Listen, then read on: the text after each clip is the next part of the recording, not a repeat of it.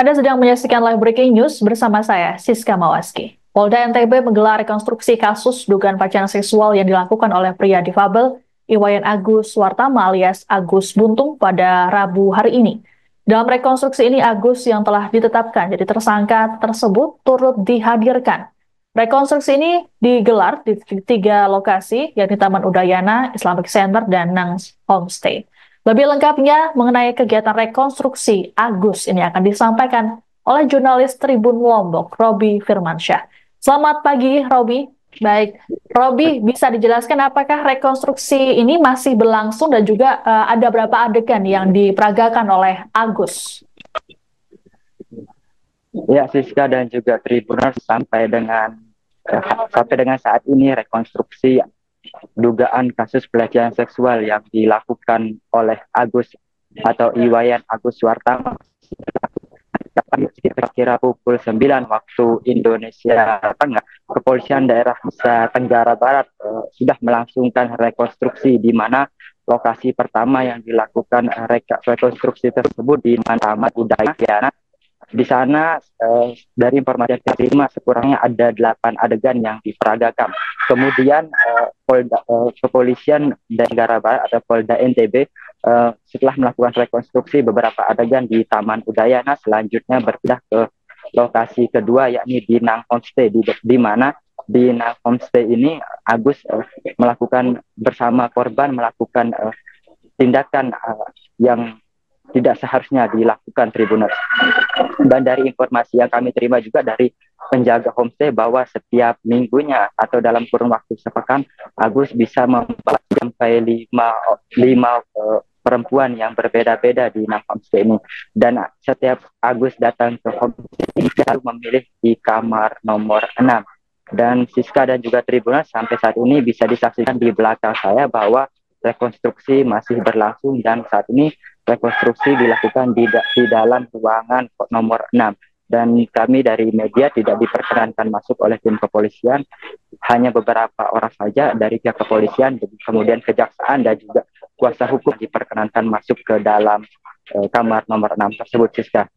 Baik, Robi, apakah saat ini jumlah korban benar sudah mencapai 15 orang? Ya, Siska dan juga Tribuners, dapat kami sampaikan bahwa berdasarkan laporan yang masuk ke Komisi Disabilitas Daerah Provinsi Nusa Tenggara Barat bahwa sudah ada 15 korban yang melaporkan terkait dugaan pelecehan seksual tersebut. Dan sampai saat ini sudah ada 7 korban yang sudah diperiksa. 2 diantaranya merupakan anak di bawah umur. Untuk pemeriksaan 2 di bawah umur ini didampingi langsung oleh Lembaga Perlindungan Anak Nusa Tenggara Barat, Siska dan juga Tribuners. Oke, baik. Dari sejumlah korban tersebut dikabarkan ada yang mengajukan pelindungan ke LPSK. Lalu bagaimana informasi terakhir yang Anda dapat, Robi?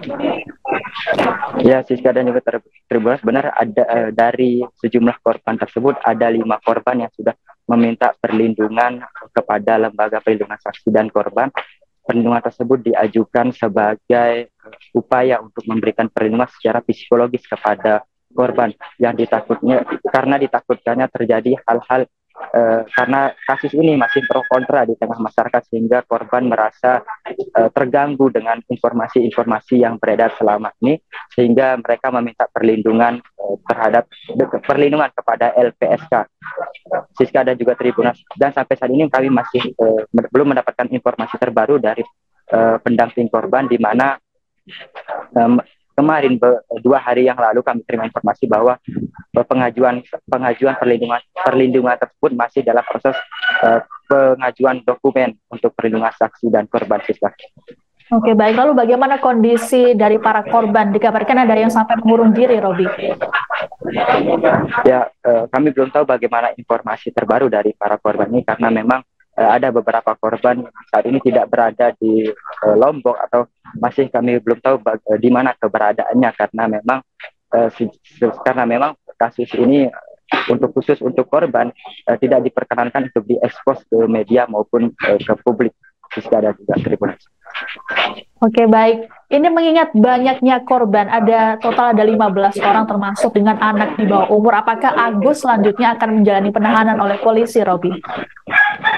Ya, berdasarkan informasi yang disampaikan oleh Direktorat Kriminal Umum Polda NTB bahwa berdasarkan surat keputusan Polda NTB mengingat kondisi Agus yang dalam kondisi difabel dan juga sarana dan prasarana di Polda NTB khususnya ruang tahanan untuk difabel belum ada, sehingga Agus masih berstatus sebagai tahanan rumah hingga 40 hari ke depan sesuai dengan surat perpanjangan yang sudah disampaikan oleh Polda NTB, Siska.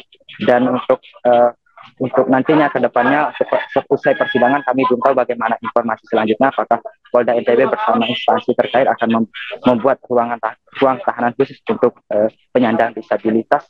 Namun untuk saat ini kami belum menerima, namun untuk sampai saat ini yang informasi kami terima bahwa Polda NTB belum memiliki sarana dan prasarana yang layak untuk penyandang disabilitas, khususnya diakomodasi Siska dan juga Tribunat.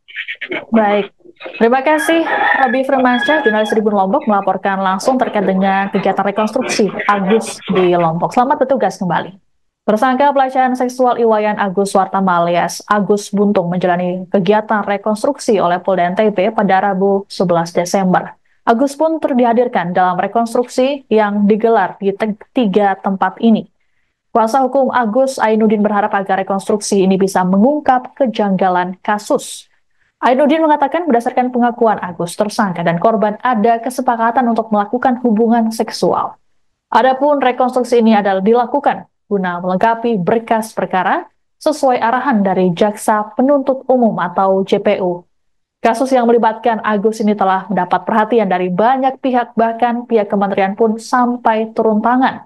Terbaru jumlah korban pelecehan Agus bertambah menjadi 15 orang, 3 diantaranya masih di bawah umur.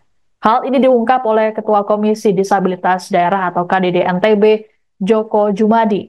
Menurut Joko, modus yang digunakan Agus masih sama, yakni memanipulasi korban.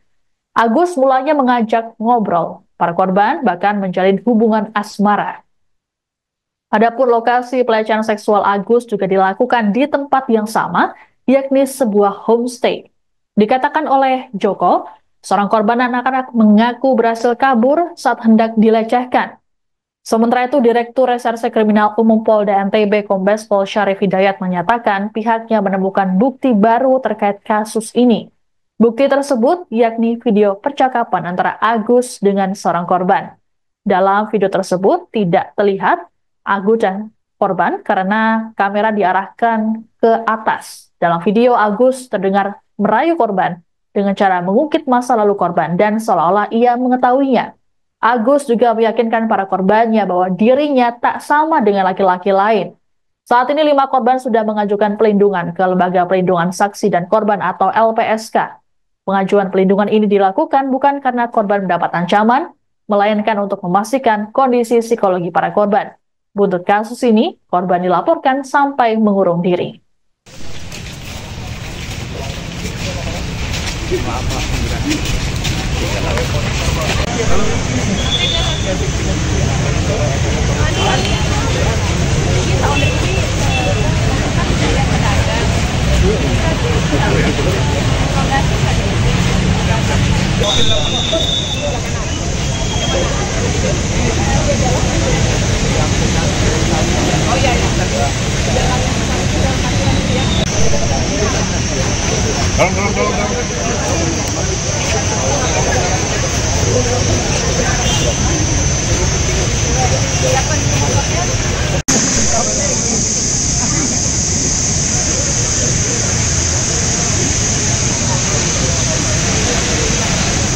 Pegang sekalian.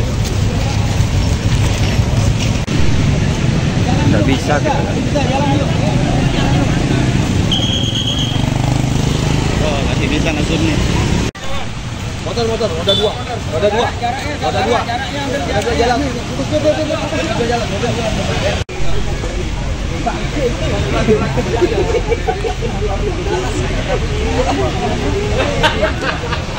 Jalan Udayana ini sudah bersama korban dan tersangka di belakang di Bandeng. Ya. Woi, anggota pikir. Jalan. Kosongkan. Kosongkan.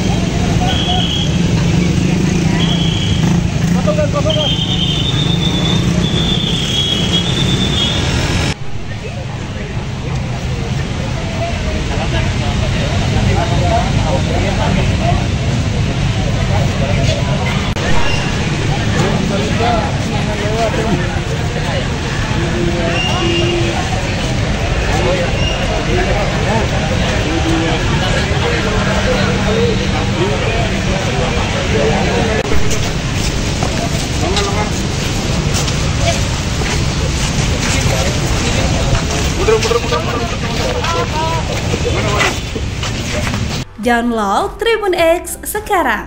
Menghadirkan lokal menjadi Indonesia.